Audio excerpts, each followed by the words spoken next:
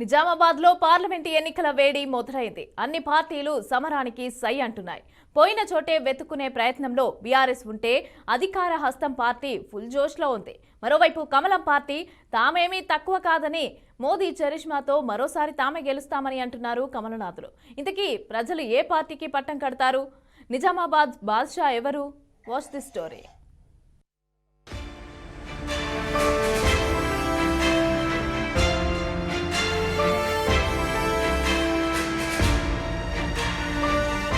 నిజామాబాద్ లో పార్లమెంటు ఎన్నికల వేడి హీటెక్కింది. ప్రధాన రాజకీయ పార్టీలు మరో సమరానికి సన్నద్ధమవుతున్నాయి. నిన్నటి అసెంబ్లీ ఎన్నికల్లో నిజామాబాద్ పార్లమెంట్ పరిధిలోని నియోజకవర్గాల పరిధిలో కాంగ్రెస్, బీజేపీలు గణనీయమైన ఓట్లను సాధించాయి. దీంతో ఎంపీ ఎన్నికలు రసవత్తరంగా సాగనున్నాయి. నిజామాబాద్ పార్లమెంట్ సెగ్మెంట్ పరిధిలో 7 అసెంబ్లీ స్థానాలున్నాయి. వాటిలో 5 నిజామాబాద్ జిల్లాలో ఉండగా జగిత్యాల జిల్లాలో 2 సీట్లు ఉన్నాయి. కోరుట్ల, జగిత్యాల నియోజకవర్గాల్లో బీఆర్ఎస్ విజయం సాధించింది. నిజామాబాద్ జిల్లాలోని బాల్కొండలో బీఆర్ఎస్, నిజామాబాద్ అర్బన్, ఆర్మూర్లలో BJP, Nizamabad rural, Bodhan assembly సీట్లలో కాంగ్రెస్ విజయం సాధించింది.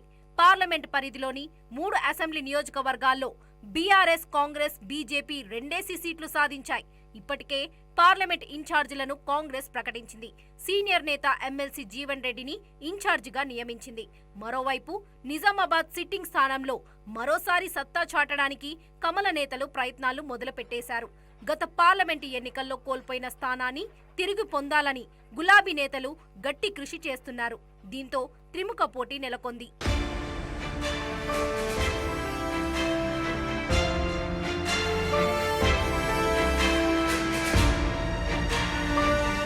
ఈసారి నిజామాబాద్ బీఆర్ఎస్ ఎంపీ అభ్యర్థిగా మాజీ ఎంపీ కల్వకుంట్ల కవిత పేరు బలంగా వినిపిస్తుంది.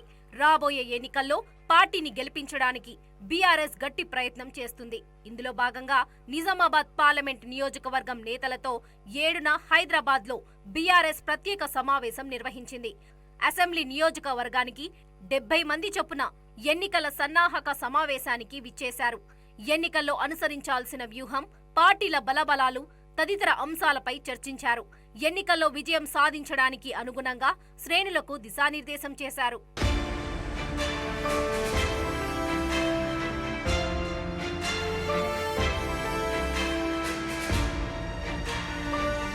పదేళ్లుగా ప్రతిపక్షంలో ఉన్న కాంగ్రెస్ అసెంబ్లీ ఎన్నికల్లో అధికారాన్ని సొంతం చేసుకుంది. నిజామాబాద్ రూరల్, బోధన్ అసెంబ్లీ నియోజకవర్గాల్లో ఆ పార్టీ విజయం సాధించింది. మిగిలిన 5 నియోజకవర్గాల్లో గణనీయమైన ఓట్లను కైవసం చేసుకుంది. రాష్ట్రంలో అధికారంలోకి వచ్చిన జోష్తో పార్లమెంటు ఎన్నికల్లో కూడా అదే ఊపు కొనసాగించాలనే ఆలోచన చేస్తుంది. అయితే నిజామాబాద్ కాంగ్రెస్ అభ్యర్థిగా ఎమ్మెల్సీ జీవన్ రెడ్డి పోటీ చేసే ఛాన్స్ ఉందని ఆ పార్టీ నేతలు బలంగా చెబుతున్నారు. ఎమ్మెల్సీ జీవన్ రెడ్డి నిజామాబాద్ నుండి పోటీ చేస్తారా, కరీంనగర్ పార్లమెంట్ నుండి పోటీ చేస్తారా అన్న దానిపై కాంగ్రెస్ లో చర్చలు సాగుతున్నాయి. అయితే జీవన్ రెడ్డితో పాటు షబ్బీర్ అలీ, జిల్లా అధ్యక్షుడు మోహన్ రెడ్డి, మాజీ ఎమ్మెల్యే అనిత్, ముత్యాల సునీల్ రెడ్డి, ఆకుల లలిత, అరికేల నర్సారెడ్డితో పాటు మహేష్ కుమార్ గౌడ్, ఇలా చాలా మంది పేర్లు వినిపిస్తున్నాయి.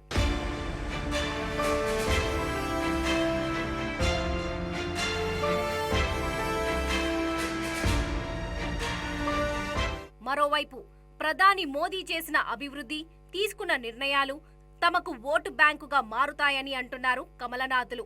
2019 ఎన్నికల్లో నిజామాబాద్ నుంచి బీజేపీ విజయం సాధించింది.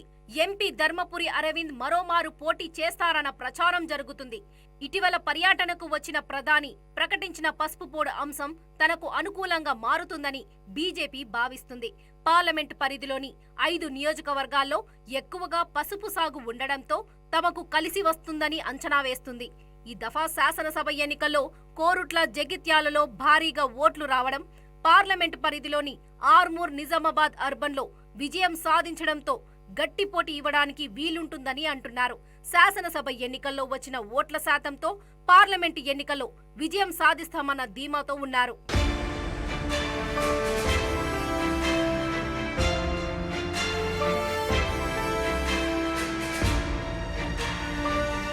పార్లమెంటు ఎన్నికల్లో అన్ని పార్టీలకు నిజాం షుగర్ ఫ్యాక్టరీ అంశం ప్రధాన ఎజెండాగా మారే అవకాశాలున్నాయి. కోరుట్ల పరిధిలోని ముత్యంపేట, నిజామాబాద్ జిల్లా బోదాన్లలో ఉన్న NDSL మూతపడి ఏళ్లు గడుస్తుంది. ప్రస్తుతం ఫ్యాక్టరీ పునరుద్ధరణ అంశంపై దృష్టి సారిస్తున్నాయి ప్రధాన రాజకీయ పక్షాలు. NDSL అంశాన్ని తమకు అనుకూలంగా మలుచుకోవడానికి పార్టీలు ప్రయత్నిస్తున్నాయి. పసుపు రైతుల సమస్యలు, గల్ఫ్ సమస్యలు ప్రధాన ఎజెండాగా మారుతాయని రాజకీయ విశ్లేషకుల అంచనా. నిజామాబాద్ పార్లమెంట్ ఎన్నికల్లో ఈసారి 3 పార్టీలకు ఈ స్థానం కీలకంగా మారింది. రానున్న పార్లమెంట్ ఎన్నికల్లో ఓటర్లు ఎవరి వైపు నిలుస్తారో చూడాలి.